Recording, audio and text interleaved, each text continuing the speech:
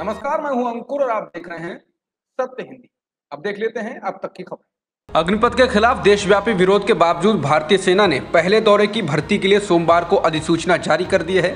भर्ती रैलियों के लिए रजिस्ट्रेशन 1 जुलाई से शुरू हो रहा है। सोमवार को जारी अधिसूचना में कहा गया है कि अग्निपथ योजना या अग्निवीर में नामांकन करने वाले युवाओं को भारतीय सेना, भारतीय नौसेना और भारतीय वायुसेना में नामांकन करने का अवसर दिया जाएगा। सूचना और प्रसारण मंत्रालय द्वारा की गई घोषणा में ये कहा गया है।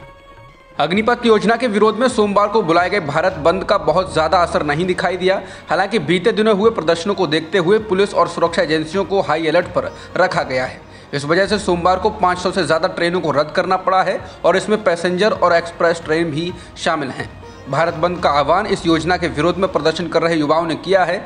इससे पहले 18 जून को बिहार बंद किया गया था। दिल्ली के सिंघू बॉर्डर स्थित रेलवे स्टेशन पर कुछ प्रदर्शनकारी जुटे और उन्होंने अग्निपथ योजना का विरोध किया। पुलिस ने प्रदर्शनकारियों को हिरासत में ले लिया।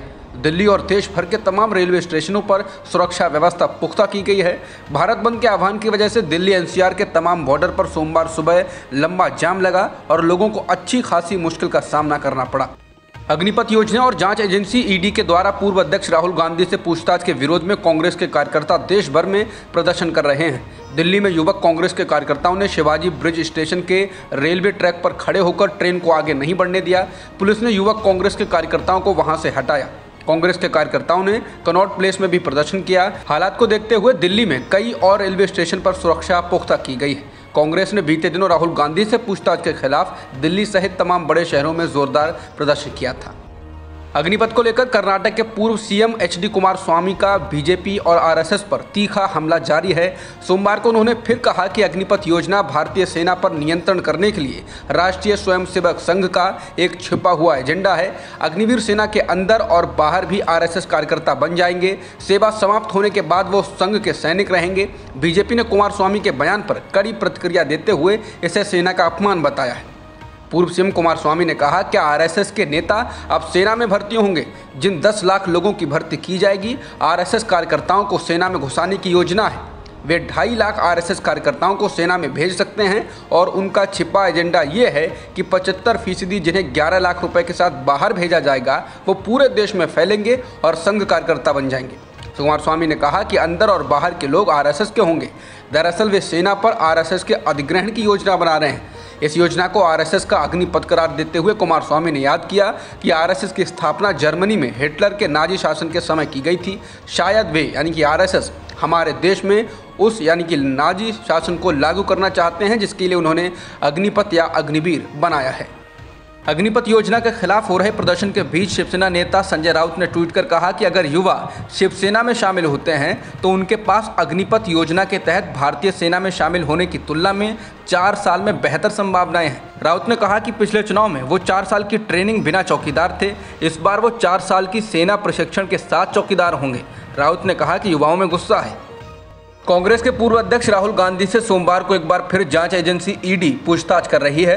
राहुल नेशनल हेराल्ड अखबार से जुड़े कथित मनी लॉन्ड्रिंग के मामले में ईडी की पूछताछ का सामना कर रहे हैं और बीते 1 हफ्ते में उनसे चौथी बार पूछताछ हो रही है।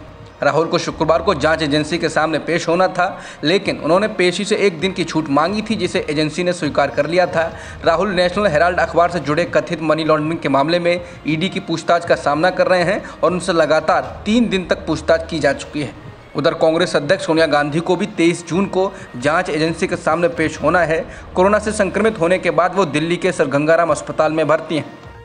राहुल गांधी से ईडी की पूछताछ के खिलाफ कांग्रेस के प्रदर्शन पर बीजेपी के प्रवक्ता संबित पात्रा ने निशाना साधा है। पात्रा ने कहा कि इस देश में कोई राजा या रानी नहीं जिनकी जांच नहीं होगी। संबित पात्रा ने कहा कि इस देश में कोई क्वीन विक्टोरिया या राजकुमार नहीं है, उनकी जांच नहीं होगी। कानून सभी के लिए एक है, हर किसी की भ्रष्टाचार के लिए जाँच की जाती है। नेशनल हेराल्ड घोटाले के जरिए देश के पैसे के गलत इस्तेमाल में एक परिवार और राहुल गांधी की भूमिका के बारे में जनता जानती है।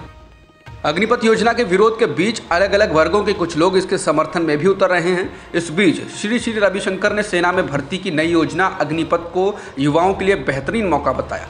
श्री रविशंकर ने ट्वीट कर कहा कि दुनिया भर में यहाँ तक कि स्विट्जरलैंड और सिंगापुर जैसे छोटे देशों में भी 1 से 2 वर्ष सेना में सर्विस देना अनिवार्य है।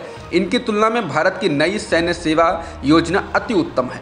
उन्होंने दूसरे ट्वीट में कहा कि देश की रक्षा के लिए समर्पित और त्याग के मनोभाव से निकले हुए युवाओं के लिए ये एक सुअवसर है। बहकावे में ना आएं, इसे ठीक ठीक समझें और मिलने वाली सुविधाओं और प्रशिक्षण से स्व तथा राष्ट्र का हित करें। इससे पहले उद्योगपति आनंद महिंद्रा ने भी अग्निपथ योजना का समर्थन करते हुए कहा था कि वो अग्निवीरों को नौकरियों का अवसर देंगे। दिल्ली में स्थित प्रतिष्ठित विश्वविद्यालय जेएनयू के एक शिक्षक ने उनके साथ मारपीट होने और अपहरण करने का आरोप लगाया है। शुक्रवार रात को शिक्षक की कार का पीछा किया गया और बंधक बनाकर उन्हें प्रताड़ित भी किया गया। मारपीट करने वालों ने एनआरसी को लेकर उनकी राय भी पूछी। द टेलीग्राफ के मुताबिक जिस शिक्षक के साथ यह घटना हुई उनका नाम भवेशकर शरद प्रहलाद है। वो मराठी लेखक हैं और फ्रेंच भाषा के असिस्टेंट प्रोफेसर हैं।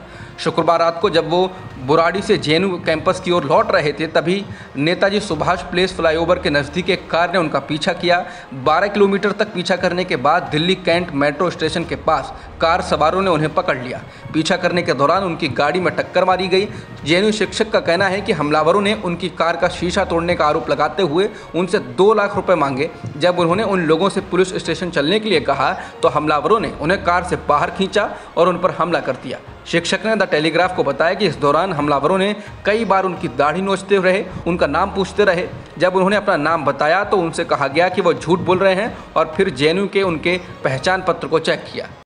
अब तक की खबरों में इतना ही। बाकी खबरों के लिए बने रह सकते हैं आप सत्यहिंदी.com।